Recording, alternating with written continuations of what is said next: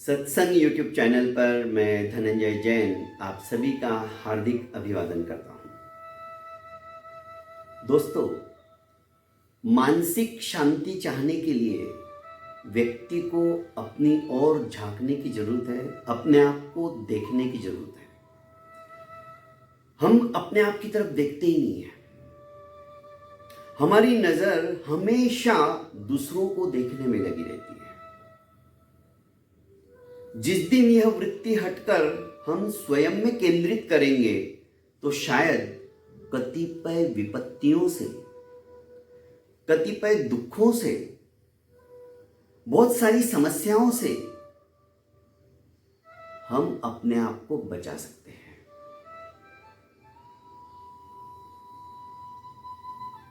अंधा व्यक्ति आंखों से अंधा है, मन से अंधा नहीं है। फिर भी उसके लिए हम बोलते अरे बेचारा अंधा है इसलिए देख नहीं पाता है, उसे कुछ मालूम नहीं है। पर हम आंखें होते हुए भी देखकर भी अनदेखा कर देते हैं। हम भी कोई प्राज्ञचक्षु से कम नहीं है। अच्छाइयों के लिए, दूसरों की अच्छाइयां देखने के लिए हमारे पास अनदेखापन आ जाता है। हमें दूसरों की बुराइयां दिखती हैं। दोस्तों, सद्गुणों को ग्रहण करने के लिए आवश्यकता है हम दूसरों में अच्छाइयों को ढूंढें, उनको देखें। चाहे फिर वो छोटा बच्चा ही क्यों ना हो, उसमें भी यदि कोई अच्छी बात है तो हम उसे ग्रहण करें। बुरी बात है तो छोड़ दे।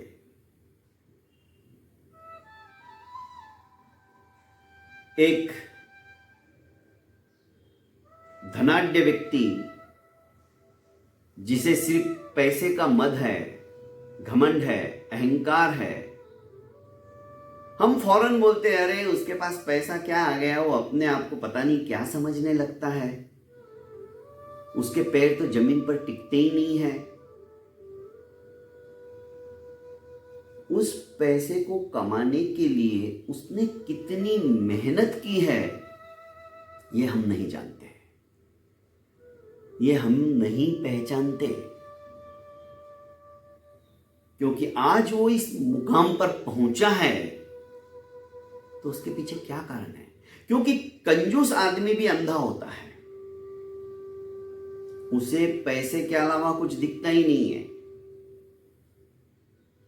एक खेल कूद के अंदर अपना पूरा समय व्यतीत करने वाला बच्चा भी अंधा होता है क्योंकि उसे पढ़ाई दिखती नहीं है और फिर लास्ट में एग्जाम के टाइम पे उसको 0 मिलता है।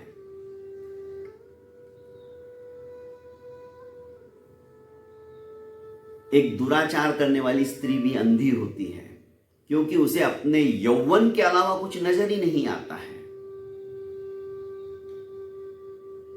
अंधे कई तरह के दोस्तों, समझने की जरूरत है।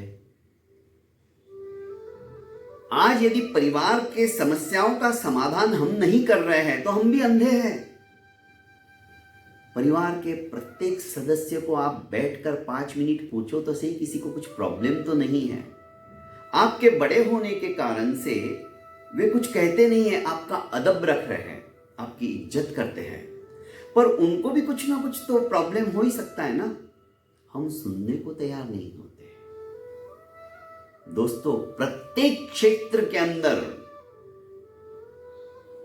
वो सन्यासी भी अंधा है, मैं तो कहूंगा, क्योंकि उसे सिर्फ और सिर्फ अपने भक्तों की ही पड़ी है। मेरे उस भक्त को कहीं कुछ प्रॉब्लम ना हो जाए, मेरे भक्त को उस दूसरे संत ने कैसे क्या तोड़ लिया, वो तो मेरा भक्त था। वो इसलिए अंधे हैं क्योंकि उन्होंने जिस कारण से, जिस उद्देश्य से संयम लिया था, वो उस तरफ देख ही नहीं रहे। दोस्तों, हमें अपनी ओर निहारना है, अपने आप की तरफ देखना है। जिस दिन ये कला हमारे अंदर आ जाएंगी, सोच लीजिए हम सर्व सुखी हो गए। सुख सभी चाहते हैं, कोई ऐसा व्यक्ति नहीं है जो सुख नहीं चाहता हो। पर फिर भी हम दुखी रहते हैं। यही कारण है क्योंकि हमारी जो नजरें है, हमारा जो देखने का नजरिया है, वो दूसरों की तरफ ज्यादा दौड़ता है, ज्यादा चला जाता है। उसके पास स्कूटर है, मेरे पास तो साइकिल भी नहीं है, मेरे पास कब स्कूटर आएगा। स्कूटर वाला सोचता है कि मेरे पास कब गाड़ी आएगी, फोर व्हीलर आएगी। फोर व्हीलर है तो भी सोचता है कि मेरे पास मर्सिडीज कब आएगी, BMW कब आएगी। हम दूसरों की तरफ देख रहे हैं, उसके पास है, मेरे पास क्यों नहीं। जिस दिन हम अपने आप की तरफ निहारेंगे और उस परम पिता परमेश्वर का शुक्रिया अदा करेंगे कि भगवान तुमने मुझे सब कुछ दे दिया है, मेरी जिंदगी के अंदर किसी भी तरह का अभाव अभियोग नहीं है, ये मनोभावना, ये मनोकामना जब हमारी हो जाती है, अंतस्थ की ओर हमारी जब दृष्टि चली जाती है, हम अपने आप को निहारने लगते हैं, तब समझ लीजिए हमें बहुत संतोष होगा, हमें बहुत खुशी मिलेगी। पर हम संतोषी नहीं हो पाते हैं, हमारे दूसरों की तरफ देखने के नजरिए के कारण से। अश्वों की रेस चल रही थी, कम से कम 30 घोड़े उसके अंदर थे। घुड़सवार अपने अपने घोड़ों को द्रुत गति से दौड़ा रहे थे, उनकी लगाम खींचते हुए। 15 घोड़े आगे निकल गए, 15 घोड़े पीछे रह गए कुछ ही समय में। उसमें से भी अब सिर्फ 10 घोड़े आगे थे, इतनी तेजी से भगा रहे थे अश्वारोही। फिर 5 घोड़े आगे रहे, बाकी के छूट गए, पीछे रह गए। 5 में से भी अब सिर्फ 2 ही घोड़े आगे भाग रहे थे, बस मंजिल नजदीकी आने वाली थी। इतने में एक घोड़े ने पीछे मुड़ के देखा कि ये कितना पीछे है, बस उसका देखना ही था, पीछे वाला घोड़ा आगे निकल गया और उसने विजय श्री प्राप्त कर ली। समझ गए होंगे आप मैं क्या कहना चाहता हूं। अभिप्राय दोस्तों, जैसे ही सामने वाले ने मंजिल आने के पहले ही पीछे मुड़कर दूसरे को देखने की कोशिश की, उसकी जो गति थी उसमें अवरोध आ गया। फलस्वरूप पीछे वाला आगे निकल गया और वो जीत गया। हमारे जीवन के अंदर भी ऐसा ही होता है, चाहे हम बिजनेस के क्षेत्र में हो, पढ़ाई के क्षेत्र में हो, अध्यात्म के क्षेत्र में हो, किसी भी क्षेत्र में आप चले जाइए, आपको जब तक अपने आप की तरफ निहारो, उसके बाद से तो इन लोगों को, घोड़ों को भी ऐसे बांध दिया गया ताकि वो सिर्फ सामने देखे, इधर उधर ना देखे। हमें ऐसे बांधने की जरूरत नहीं है, हम सुज्ञ विज्ञ विचक्षण हैं, पर हमारी आदत यही है कि हम कभी भी अपनी तरफ नहीं निहारते। हम सोचते कि नहीं, वो है वैसा ही मुझे बनना है। आप होड़ा होड़ करनी है तो कैसी करो, किसके लिए करो? अरे नहीं, वो फर्स्ट आता है ना, मैं भी आ सकता हूं, उसके लिए मेरे को उद्यम करना है। अच्छे कामों के लिए आप दूसरों की तरफ देखो, उसके लिए मनाही नहीं है। बुरे काम आप यदि उनका देख रहे हो और अपना पूरा ध्यान उस तरफ डाल रहे हो तो दोस्तों ये गलत है। इसलिए मैं कह रहा हूं, अंतस्थ हो जाइए, अपने आप को निहारिए। यदि आपको उसमें बुराई दिख रही है तो सोचो मेरे अंदर कितनी बुराई है। अभी दशहरा आएगा, सभी रावण को जलाने जाएंगे। मैं पूछता हूं, छोटे छोटे बच्चों को भी तो वे जवाब देते कि आज हम रावण को जलाने जा रहे हैं। रावण, अरे उसकी भी अपनी एक सीमा रेखा थी, उसके भी अपने एक नियम थे, उद्भट विद्वान था वो। भगवान शंकर का अनन्य अनन्य भक्त था। उसने भी प्रतिज्ञा ली थी कि जब तक स्त्री स्वयं समर्पित होकर मेरे साथ में समागम नहीं करेगी तब तक मैं उसके साथ जबरदस्ती नहीं करूंगा। वो सिर्फ उसका अपहरण करके लेके गया, चुरा के लेके गया। फिर भी इतिहास के अंदर उसका नाम कलंकित हो गया क्योंकि उसने गलत काम किया, पराई स्त्री के ऊपर नजर डाली। गलत काम है। पर आज हम अपनी तरफ दृष्टि निहार कर देखें, हमारे भीतर ऐसे हजारों रावण बैठे हुए हैं। हमें वे नहीं दिखते। मैं कई बार उदाहरण देता हूं और हकीकत में कहता हूं, जब मंदिर में भी मैं जाता हूं दर्शन पूजा करने के लिए, अंतस्थ होकर मैं भगवान के सामने हाथ जोड़कर प्रार्थना करता हूं कि भगवान मेरे भीतर में जो छाए हुए कलीमल है उनको निकाल दो। गुजराती के अंदर जो स्तुति करता हूं तो उसके अंदर मैं यही बोलता हूं, भगवान मैंने बहुत पाप किए हैं, बहुत पाप किए, प्रतिपल प्रतिक्षण मैं पापी हूं, अधम हूं। मेरे को ऐसी वृत्ति करने की बुद्धि आप मत दीजिए, अच्छी बुद्धि दीजिए ताकि मैं अच्छा सोच सकूं, अच्छा बोल सकूं, अच्छे लोगों के साथ बैठ सकूं, हर एक से गुणों को मैं ग्रहण कर सकूं, ऐसा मेरा आचरण हो। अपराध मने आजे सौ याद आवे छे, आंसू बहावे छे। જ્યારે હે પ્રભુ મારો જ્યારે હૃદય આંસુ બહાવે છે, હું વિચાર કરું છું, मैं विचार करता हूं तब मेरी आंखें रोने लग जाती हैं। क्यों? क्योंकि मेरे अंतर में मैं जानता हूं मैंने क्या क्या अपराध किए हैं। आप लोगों के सामने, परिवार के सामने, समाज के सामने मैं बहुत अच्छा व्यवहार करता हूं, बहुत अच्छा आचरण करता हूं, क्योंकि मुझे डर है कहीं लोग मेरे ऊपर उंगली ना उठाए, मेरी इज्जत का फलूदा ना हो जाए। पर सचमुच में क्या मैं वैसा हूं? क्या मेरा आचरण वैसा है? अभी मुझे बहुत कुछ आगे बढ़ना है, बहुत कुछ करना है। मुझे नहीं याद है, आज 26-27 साल हो गए मेरी शादी को, पर कभी मेरी पत्नी से तू मैं हुई होगी, झगड़ा हुआ होगा। पर क्या सिर्फ ये एक ही बात से मेरा हो गया सब कुछ? नहीं, मुझे हर एक के साथ कभी क्रोध नहीं आना चाहिए, कभी अभिमान नहीं आना चाहिए, कभी छल कपट की ये वृत्ति मेरे जीवन के अंदर नहीं आनी चाहिए, लालच मेरा नहीं बनना चाहिए। जो कुछ मुझे ऊपर वाले ने दिया है उसके अंदर मुझे समाधान करना चाहिए।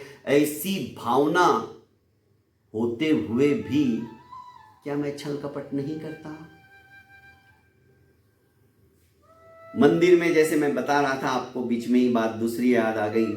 हाथ जोड़कर प्रभु से मैं प्रार्थना कर रहा हूं, रो रहा हूं, मैं एक ही जगह रोता हूं, और वो सिर्फ भगवान के सामने। आज तक फिर मैं नहीं रोया। वही मेरे सब कुछ है। उन्हीं के सामने मैं अपना दुखड़ा भी बोलता हूं, उन्हीं के सामने मैं रोता हूं, पश्चाताप के आंसू बहते कि भगवान मेरे से आज ये गलती क्यों हुई। ऐसी स्थिति में भी जब हाथ जोड़कर हम परम पिता परमेश्वर का ध्यान करते रहते हैं और एक रुनुक झुनुक करती हुई कोई महिला आती है मंदिर के अंदर, वो भी पूजा करने के लिए, हमारा ध्यान हठात से चला जाता है और हम देखने लग जाते कौन आया। क्या बस यही साधना है हमारी?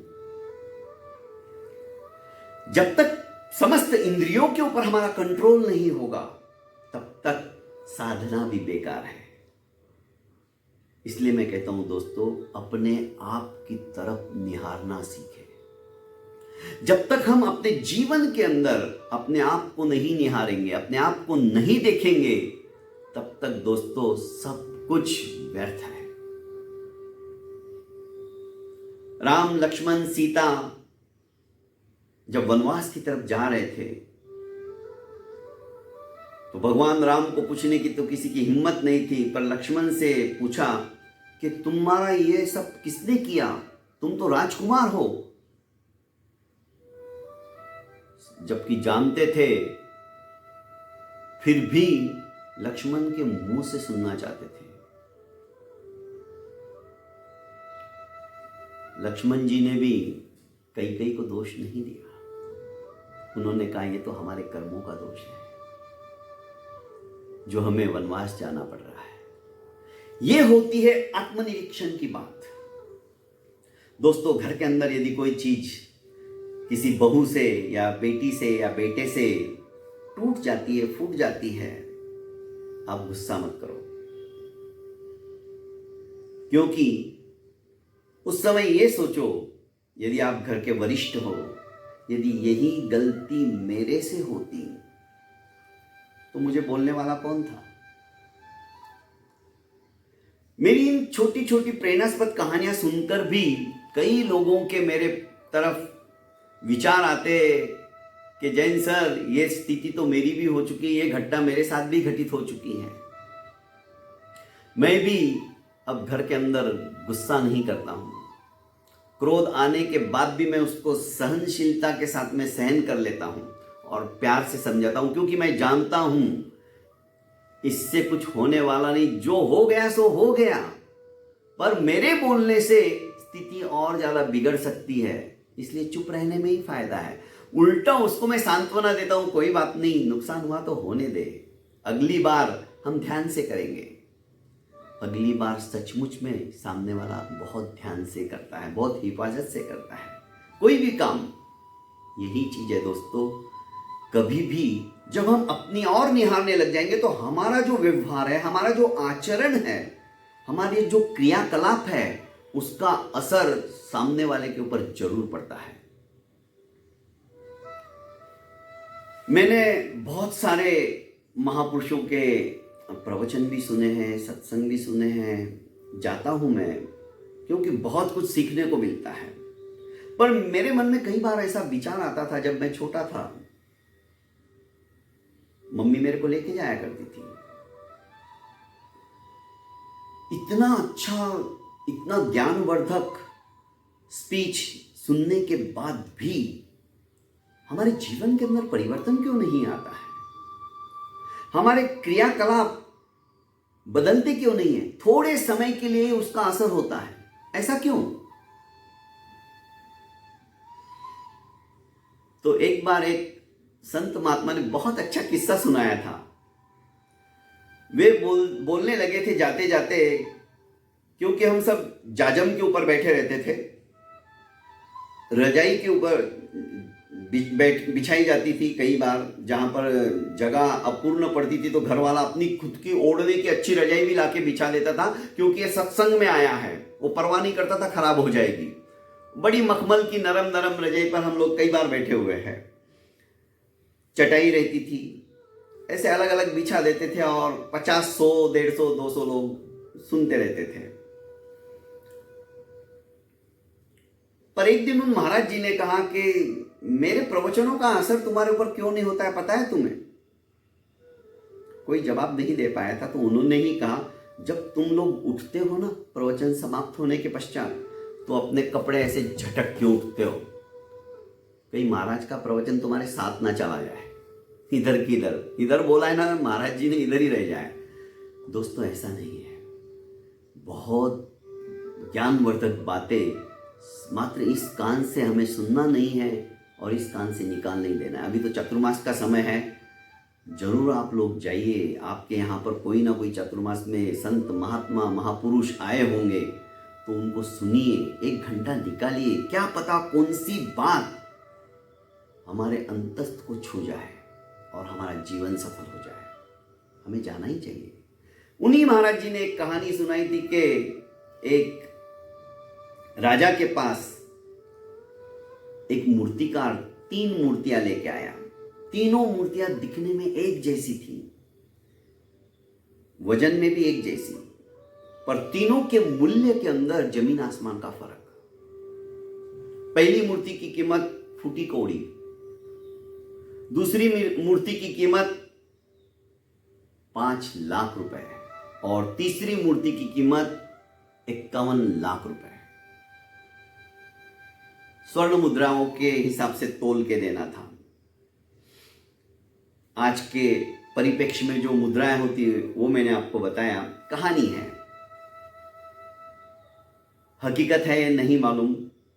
पर राजा ने सोचा कि कैसे पॉसिबल है, तीनों दिखने में एक जैसी, वजन में एक जैसी, सब कुछ एक जैसा है, फिर भी मूल्य के अंदर इतना फर्क क्यों? उनका जो अमात्य था, महामंत्री था, उसने कहा कि महाराज मैं कुछ परीक्षा करूं। वो एक बारीक तार लेके आया, उसने जो पहली मूर्ति थी उसके कान के अंदर वो तार डाला वो इस कान से निकल गया। दूसरी मूर्ति के अंदर भी उसने कान के अंदर वो तार डाला, वो उसके मुंह से निकल गया। और तीसरी मूर्ति जो अंतिम थी, जो 51 लाख की बोली थी उसकी, उसने उसके कान में डाला तो तार जाता ही रहा, वो कहीं से भी बाहर निकला ही नहीं। महामंत्री ने कहा कि राजन, यही फर्क है। इसी तरह से 3 तरह के श्रोता होते हैं, जो एक इस कान से सुनते हैं, इस कान से निकाल देते हैं। उन्हें बस मेरा 1 घंटा चला गया ना, सत्संग किया मैंने, मेरे तो सारे कर्म कट जाएंगे, मेरे सारे पाप हट जाएंगे, मिट जाएंगे, ये भावना रहती है। दूसरे मूर्ति के अंदर कान में डाला तो मुंह से निकल गया। ऐसे व्यक्ति जो होते हैं, प्रवचन समाप्त होने के बाद, सत्संग समाप्त होने के बाद में बाजार में जाते हैं और कहते कि आज तू नहीं आया, आज गुरुदेव ने तो इतनी बढ़िया बात कही, आज जो स्वाध्यायी आए थे उन्होंने ऐसा ऐसा कहा था, आज जो मोटिवेशनल स्पीकर आए थे उन्होंने बहुत बढ़िया बात कही। वो अपने मुंह से वो सारी घटनाओं को उसे बता देता है, मतलब सुना और रिवीजन कर लिया उसने बता के, वहां तक ठीक है। पर जो सर्वश्रेष्ठ श्रोता होता है, वो भव्य आत्मा सिर्फ सुनता ही नहीं है, सुनकर उसे आत्मसात करता है, जीवन में उतारता है। दोस्तों, जब जीवन में ऐसा ज्ञान आ जाता है तो व्यक्ति अपने आप की तरफ निहारने की क्रिया को शुरू कर देता है। और जिस दिन हम समझकर सचमुच में अपने आप को निहारेंगे, हमारे जो दोष है, हमारे जो कलीमल है, हमारी जो गलतियां हैं, धीरे धीरे समाप्त होती चली जाएगी। और एक दिन हम सचमुच में नर से नारायण बन जाएंगे, पतित से पावन बन जाएंगे, कंकर से शंकर बन जाएंगे और बन जाएंगे भक्त से भगवान। दोस्तों, मेरे इस सत्संग चैनल को अभी तक आपने लाइक एवं सब्सक्राइब नहीं किया है तो कर लीजिए और ज़्यादा से ज़्यादा लोगों को फॉरवर्ड कीजिए।